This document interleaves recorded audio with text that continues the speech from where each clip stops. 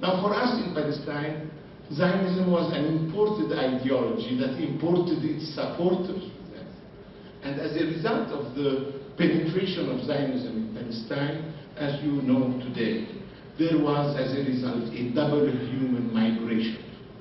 The expulsion of the Palestinians, the eviction of the Palestinians, and the substitution of another demography to replace them.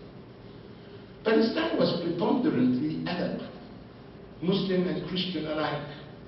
And the Christians of Palestine are over 10% of society. And today, we are a people of over 10 million around the world. Around 10 million, around 1 million would be of Christian upbringing.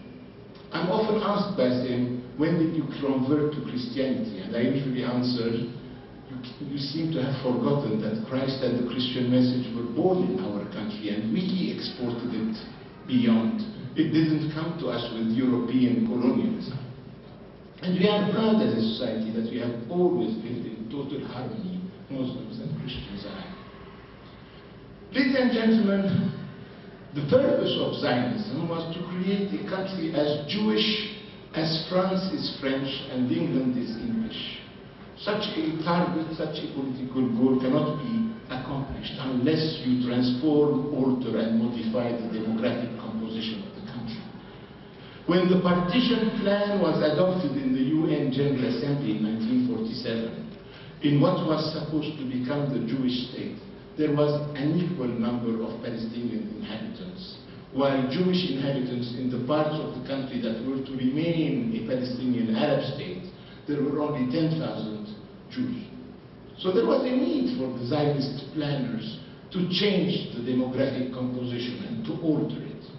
And it was done manu militari. I, for one, have read the memoirs of Menachem Begin. I read them in French. It was titled La Révolte. That book was published in France, the first edition in 1952. And in that book, Bassem, Menachem Begin, in very clear language, and I have the quotation, the sentence, the page, the edition, the publisher. He says the following: without Deir Yassin, there wouldn't have been an Israel. And after Deir Yassin, the civilian population of Palestine was fleeing in front of our advancing troops, who were advancing, and I'm quoting now textual, who were advancing like a hot knife in butter. Friends of his must have advised him that this sentence was not agreeable to read, and that he had an interest to scissor it away. So that sentence is in the 1952 first edition of his memoirs, but not in the subsequent reproduction and republication of the memoir. Remember the image. Our troops, because of Deir Yassin, could advance like a hot knife in butter. The horrible thing, my friends, is that Deir Yassin was not the most horrible massacre that occurred in Palestine. Dahriya, 500 killings in that village. Lidda and Ramle was a horrible massacre. People had taken refuge in the church and in the mosque. Both were dynamited with people inside them. And Rabin, who became perceived as an adorable chap later on in the 90s, was the commander of the Palmach, who, when asked by his senior and junior commanders, what do we do with the 50,000 people of Ramle and Lid, he didn't give a written order, because they were aware of how history will judge that experiment. He is said by those who were among his troops and wrote later on about it, he simply just waved his hand like that, meaning push them further. Unfortunately, ladies and gentlemen, the tragedy that our families around this room, we have many Palestinians, have witnessed, the migration that was inflicted on them, was happening while the world was applauding.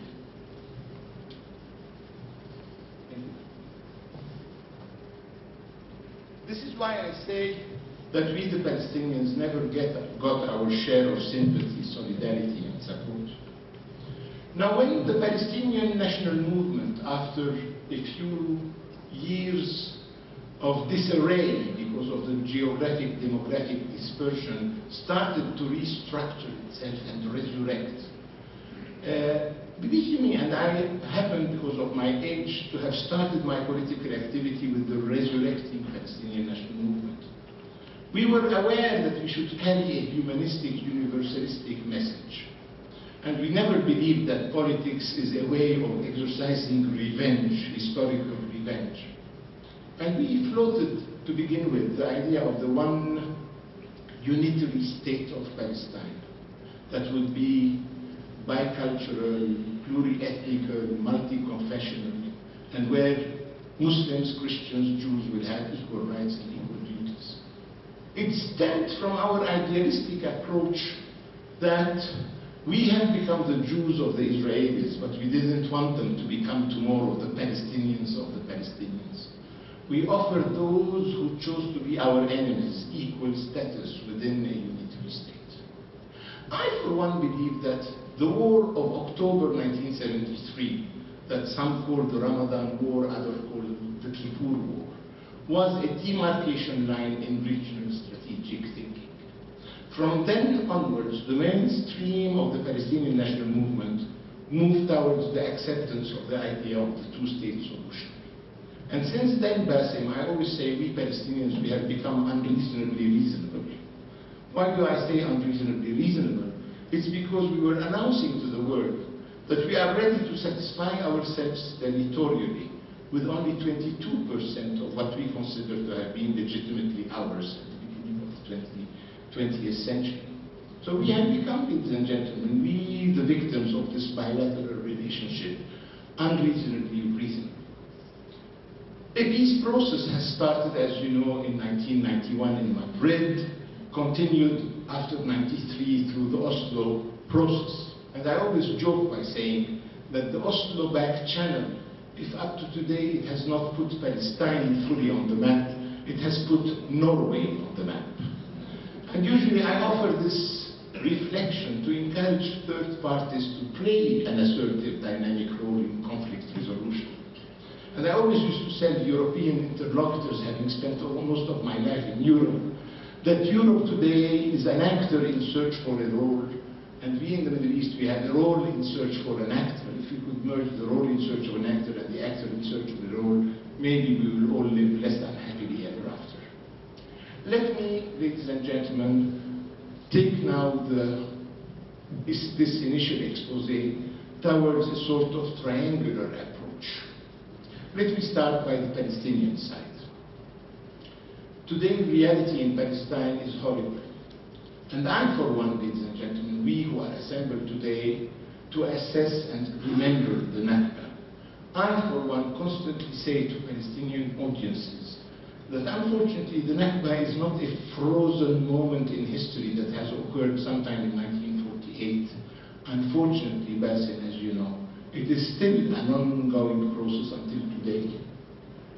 And I always tell Palestinian audiences that unfortunately I don't belong to the optimistic school of thought that offers and promises victory and salvation because this is a predetermined outcome for all the oppressed. Unfortunately, history, my friends, is a cemetery of oppressed